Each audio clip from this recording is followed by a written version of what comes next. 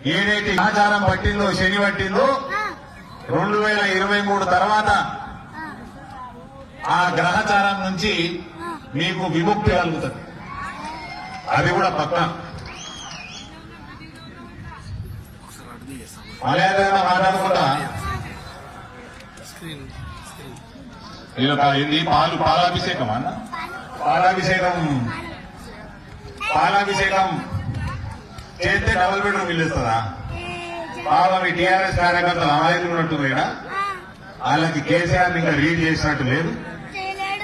వాళ్ళ మూలకైనా డబుల్ బెడ్రూమ్లు కానీ ఏదైనా పోస్టులు కానీ ఏదైనా స్కీమ్లలో పైసలు కానీ కావాలంటే పాలాభిషేకం బంద్ చేసి కేసీఆర్ చిత్రపటానికి కళ్ళుతోటి అభిషేకం చేస్తే ఇమీడియట్ గా వస్తుంది డబుల్ బెడ్రూమ్ ఇల్లు. అంతేనా? పక్క మాటిస్తున్నా గబ్బిలాల నుంచి గుమ్మికి చేస్తారా? బాన్స్వాడని చేస్తారా? పక్క బండి సంజయ్ గారి నాయకత్వాన్ని బలపరుస్తారా? ఎందుకు చెప్పడొద్దులే నాకు తీసుకుంటా మరి భారత్ మాతాకి